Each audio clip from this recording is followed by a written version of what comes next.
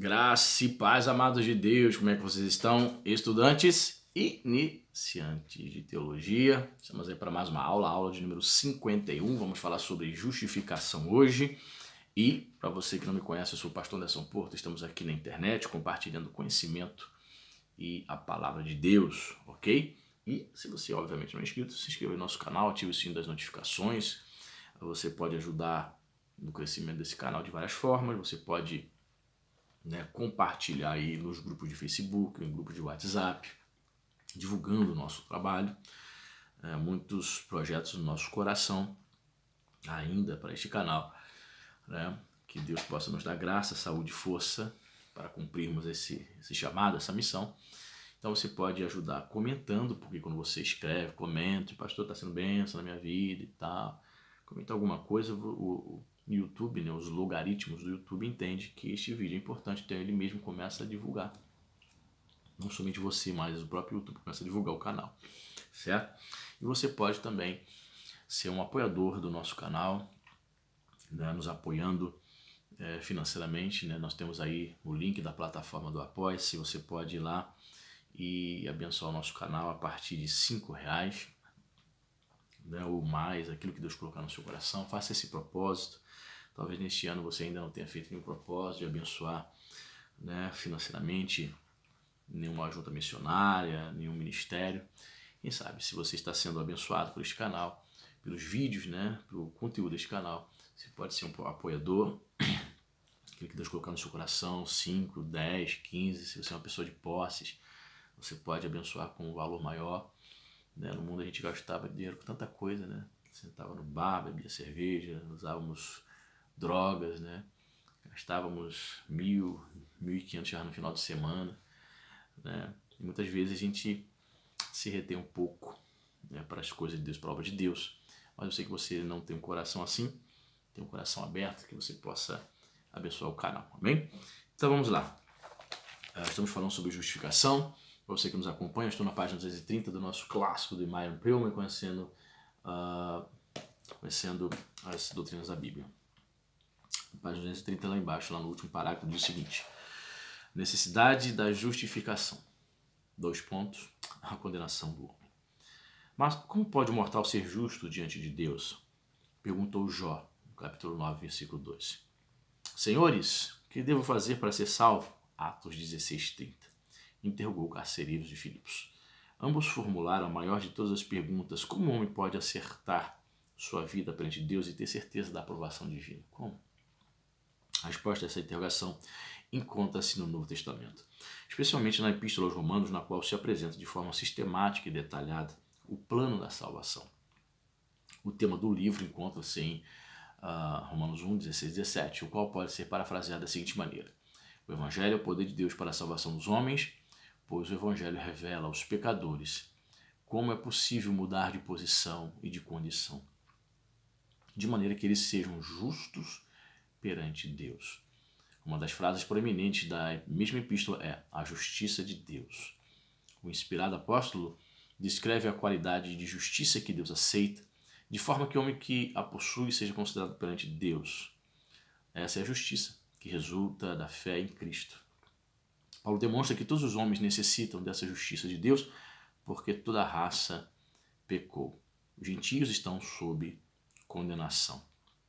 Os passos de sua degradação foram claros.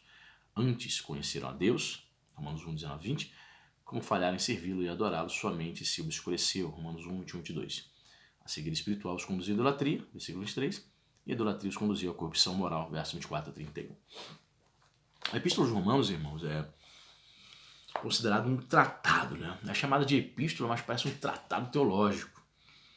Muitos consideram a principal obra do apóstolo Paulo. E essa declaração tem um certo sentido, porque ele ali vai declarar todo o problema do pecado do homem, logo no capítulo inicial. Ele vai apresentar a condição espiritual do homem, que o homem sem Deus ele está perdido, que o homem sem Deus é idólatra, que o homem sem Deus não tem chance alguma. E ele vai desenvolvendo a sua teologia, seu argumento. No capítulo 3 ele vai dizer que o homem todos pecaram, estão destituídos da glória de Deus. Capítulo 4 ele vai começa a apresentar a solução deste problema do pecado, vai fazer aí o paralelo, a atração paralela com Abraão, dizendo que Abraão foi justificado, tentando remeter e dizer para mim, para você, e ele consegue dizer que sim, Abraão ele viveu antes da lei mosaica, então podemos dizer que Abraão experimentou a graça de Deus, ele creu, olha só que interessante, Paulo consegue fazer esse gancho nesse link, olha, Abraão viveu antes da lei, e Moisés, ele creu, nessa que ele creu, ele foi considerado justo, então ele apresenta Abraão como um protótipo da graça, do agir da graça de Deus no Novo Testamento. Ele apresenta Abraão como esse protótipo, como alguém que viveu antes da lei e experimentou essa graça. Olha que interessante. Ele apenas creu, ele não tinha uma Bíblia para ler, ele não tinha um pastor para pregar para ele apenas acreditou no que Deus havia falado para ele, e isso lhe foi concedido, imputado como justiça. Então note, a Epístola aos Romanos é importantíssima, e vai falar, né, ela que vai ser aí o fundamento, a base para essa doutrina da justificação, que a Epístola aos Romanos é de suma importância porque foi através dessa epístola que Agostinho de Hipona, considerado um dos maiores teólogos e filósofos da igreja, da cristandade, ele lendo Romanos, ele vem praticamente a se converter, né? Lendo um texto, ele se desperta para Deus, um texto de Romanos 13. Você sabe, Martinho Lutero, por conta daquele texto, meu justo viverá pela fé, também Martinho Lutero ama a Epístola aos Romanos, ele vai romper com a igreja de Roma, iniciando esse movimento chamado de luteranismo, de protestantismo, né? Por conta das suas leituras, dos seus estudos da Epístola aos Romanos. Ele foi professor de teologia na faculdade de Wittenberg, na Alemanha. E a história conta que ele começou a fazer um estudo sobre os romanos para os seus alunos lá na faculdade de Wittenberg. E esses estudos despertou, interessante, né? Ele foi lá com o propósito de ministrar um curso sobre romanos e ele acabou se convertendo, entendendo verdadeiramente o que significava a graça de Deus. É uma epístola fantástica, uma epístola extremamente gloriosa, né? E Paulo, usado e inspirado pelo Espírito de Deus, deixou registrada essa obra fantástica para nós entendermos e compreendermos, né, a justificação. Diz mais aqui. São indesculpáveis, o autor se referindo aos gentios, né? São indesculpáveis porque tem a revelação de Deus na natureza, como também tem a consciência que aprova ou desaprova seus atos. O judeu também está sob condenação. É verdade que ele pertence à nação escolhida e conhece a lei de Moisés há muitos séculos, mas transgrediu essa lei em pensamentos, atos e palavras, conforme está em Romanos 2, né? Paulo, assim, de forma veemente, engloba toda a raça humana nessa condenação. Sabemos que tudo o que a lei diz, o diz àqueles que estão debaixo dela, para que toda boca se cale e todo mundo esteja sob o juízo de Deus. Portanto, ninguém será declarado justo diante dele, baseando-se na obediência à lei, pois é mediante a lei que nos tornamos plenamente conscientes do pecado. Paulo vai desenvolver isso, né?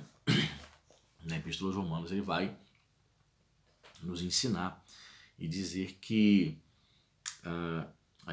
a lei, né? O fim da lei, né? Cristo é o fim da lei, e há muita polêmica nessa interpretação. Cristo é o fim da lei. Alguns vão dizer que Cristo foi a última pessoa que guardou a lei. Paulo estaria dizendo isso, né? Teve a obrigação de guardar a lei. E outros vão dizer que a palavra fim, no grego telos, né? Que significa finalidade. Alguns vão dizer que a finalidade da lei era Cristo, né? Então há uma certa polêmica, mas o importante é entender, saber que os judeus, principalmente no capítulo 2, Paulo vai explicar isso, eles tinham um pensamento seguinte, assim, em resumo: somos a nação escolhida, somos o povo da aliança. Logo, Deus jamais nos rejeitará. Muitos judeus tinham esse orgulho nacionalista, né? Deus, somos o povo da aliança, somos descendentes de Abraão, nós temos por pai Abraão. Jesus ouviu muito isso da boca dos fariseus.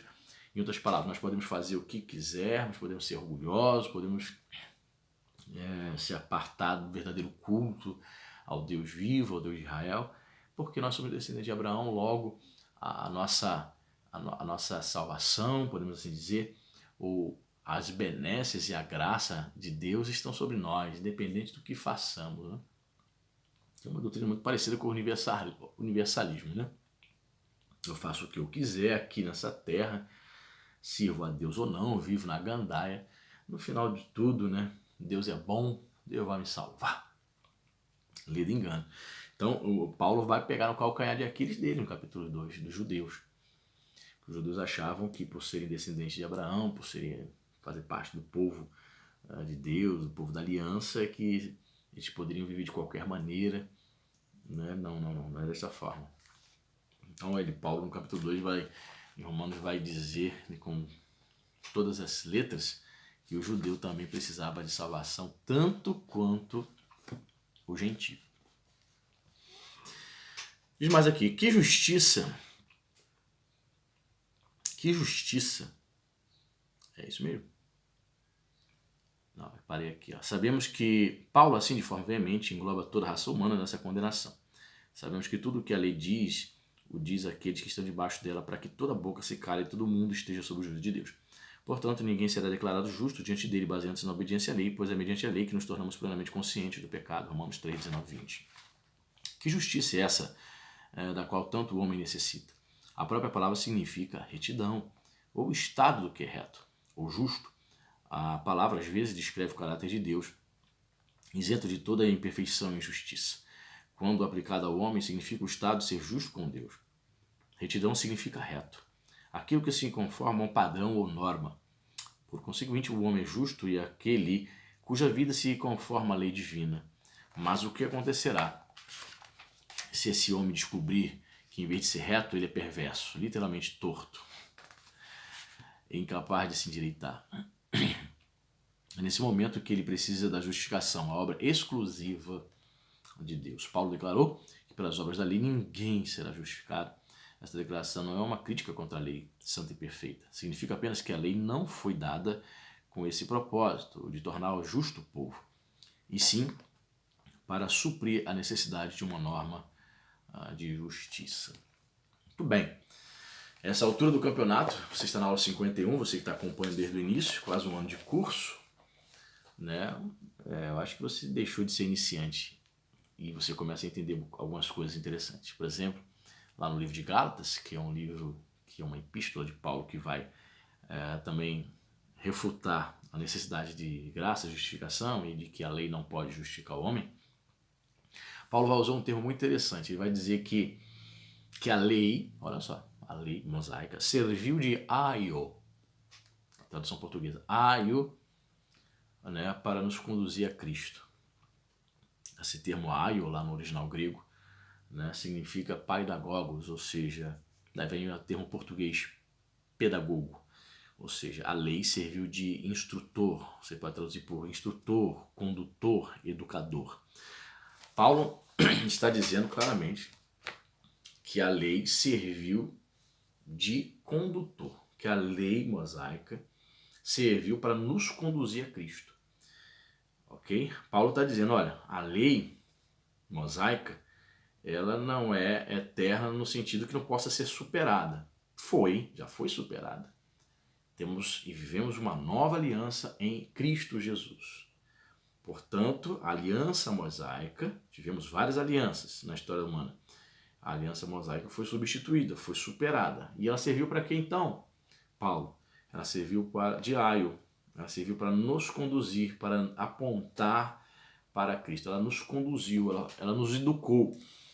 O paidagogos, né, na cultura greco-romana, ele tinha uma função interessantíssima, né? As pessoas de posses contratavam este educador, e este educador era que ensinava as crianças, os filhos dessas pessoas de posse. Ele que instruía, ele que levava na escola, passava a maior parte do tempo. Na verdade era uma espécie de babá, né? Assim, que cuidava, não somente cuidava, mas ensinava também filosofia, ensinava retórica, ensinava as disciplinas elementares, aritmética, matemática, e instruía. Na verdade, quem educava as crianças, os filhos, eram os pedagogos, os condutores. Preparavam o jovem, a criança, para a vida, certo? Os pais tinham pouca influência, digamos assim, nessa criação básica. Então, Paulo compara a lei a um pedagogos, ao condutor, como algo da parte de Deus que prepara o homem, que preparou o homem, preparou o homem para Cristo. Tanto é que, por exemplo, os profetas Isaías não viveu na lei? Não viveu? Pois é, então, você percebe que Isaías é chamado profeta messiânico, porque muitas das suas profecias foram claramente messiânicas, que apontavam para Jesus Cristo, certo? Então, mesmo na lei, os homens tiveram um vislumbre, o profeta e ele entregando essa mensagem ao povo, eles tiveram um vislumbre de que algo iria acontecer no futuro, de que a lei mosaica iria ser superada ou substituída por uma nova aliança, certo? Paulo vai tratar dessas coisas, irmãos, né? Diz mais aqui. Paulo declarou que pelas obras da lei ninguém será justificado. Essa declaração não é uma crítica contra a lei santa e perfeita. Significa apenas que a lei não foi dada com esse propósito de tornar justo o povo, e sim para suprir a necessidade de uma norma de justiça. A lei pode ser comparada a uma fita métrica que pode medir o comprimento do pano sem contudo aumentar o comprimento. Podemos compará-la à balança que determina o nosso peso sem contudo aumentar esse peso, pois é mediante a lei que nos tornamos plenamente conscientes do pecado. Mas agora se manifestou uma justiça que provém de Deus, independente da lei. Romanos 3:21. Observe a palavra agora. Alguém disse que Paulo dividiu todo o tempo em agora e depois. Em outras palavras, a vinda de Cristo operou uma grande mudança nas transações de Deus com os homens. Isso introduziu uma nova dispensação. Durante séculos, os homens pecaram e aprenderam sobre a impossibilidade de aniquilar ou vencer seus pecados. Mas agora, Deus, claro e abertamente, revelou-lhes o caminho. Muitos israelitas julgavam haver um meio de serem justificados sem ser pela obediência à lei. Por duas razões. Perceberam um grande abismo entre as exigências de Deus para com Israel e seu verdadeiro estado espiritual. Israel era injusto e a salvação não podia proceder dos próprios méritos ou esforços. A salvação deveria proceder de Deus por intervenção divina. E dois, muitos israelitas reconheceram por experiência própria sua incapacidade para obedecer perfeitamente à lei. Chegaram à conclusão de que devia haver uma justiça possível de ser alcançada, independentemente de suas próprias obras e esforços. Em outras palavras, ansiavam por redenção e graça. E Deus assegurou-lhes que tal justiça lhes seria revelada. Paulo, em Romanos 3:21, fala da justiça de Deus sem a lei, da qual testemunham a lei. Ele vai citar aqui os textos de Gênesis, né? E a lei dos profetas. Essa justiça inclui tanto o perdão dos pecados quanto a justiça íntima do coração. Na verdade, Paulo afirma que a justificação pela fé foi o plano original de Deus para a salvação dos homens e a lei foi acrescentada para disciplinar os israelitas e fazê-los sentir a necessidade de redenção. E cita aqui Gálatas 3, verso 19 e 26. Mas a lei em si não possuía poder para salvar. Como o termômetro não tem poder para baixar a febre que registra, apenas Deus, o Salvador, tem seu povo. O Salvador de seu povo, como também sua graça seria a única esperança. Você percebe isso? A questão da lei não resolveu o problema do pecado do homem e do caráter do homem. Você vê isso aonde? Principalmente no Novo Testamento em relação aos fariseus. Eram pessoas extremamente legalistas, se apegavam à literalidade da lei, não entenderam o espírito da lei, criaram, inventaram comentários, interpretações da lei que irritavam muito a Jesus, né? Porque eles substituíram a palavra de Deus por tradições, né? Com o passar dos anos eles foram trazendo interpretações da lei e eles valorizavam, né? Os fariseus valorizavam mais as interpretações que eles tinham da cabeça deles em relação à lei do que a própria lei de Deus. Então você percebe, veja bem, enquanto eles estavam ali no templo servindo a Deus, ao mesmo tempo eles estavam tramando o assassinato de Jesus. Então você percebe como a lei ela não resolveu o problema do coração humano. Era necessário uma nova aliança, uma nova circuncisão. Paulo vai trazer essa teologia também, isso em sua teologia. Uma nova aliança, né, uma transformação do coração. Jeremias profetizou isso, né? E Deus transformaria corações de pedra em corações de carne, já profetizando acerca da obra do Espírito Santo na vida do homem, que só ocorre na nova aliança. Porque Jesus foi para o Pai e ele envia o Espírito Santo como um consolador para habitar no crente. Olha que interessante. Olha os corolários. Corolário é uma expressão que significa. Olha as consequências dessas profecias, de todas essas questões, né? Muito interessante. Uma coisa puxa a outra, né? O que mais ele vai dizer aqui? Tá. Infelizmente, os judeus exaltaram a lei, imaginando que ela fosse um agente justificador e elaboraram um plano de salvação baseado no mérito pela obediência a seus preceitos e as tradições que lhes foram acrescentados. Porquanto, ignorando a justiça que vem de Deus e procurando estabelecer a sua própria, não se submeteram à justiça de Deus. Romanos 10:3. Eles equivocaram-se quanto ao propósito da lei. Confiaram nela como meio de salvação espiritual, ignorando a pecabilidade inerente a seu próprio coração. Imaginavam que seriam salvos pela obediência à letra da lei. Por essa razão, quando Cristo veio oferecendo-lhes a salvação de seus pecados, julgaram não precisar de um Messias. Só você ver lá João capítulo 8, 32 em diante. O pensamento dos judeus era o de estabelecer exigências rígidas pelas quais conseguiriam a vida eterna. Perguntaram: o que precisamos fazer para realizar as obras de Deus que nos requer? E não se prontificaram a obedecer a indicação de Jesus. A obra de Deus é esta: crer naquele que me enviou. Eles achavam que praticar a obra de Deus seria realizar mais preceitos dentro da lei ali dos sacrifícios, né? Do sacerdócio levítico. Eles achavam que eram mais algumas tarefas religiosas. Jesus disse: não, é só você crer em mim, crer naquele que Deus enviou, em mim. E aí eles não conseguiram crer em Jesus, né? A gente sabe a história. Então, culpados estavam em estabelecer seu próprio sistema de justiça, que perderam por completo a oportunidade de serem participantes da justificação divinamente provida para os homens pecadores. Em uma viagem, o trem representa o meio de alcançar um determinado destino.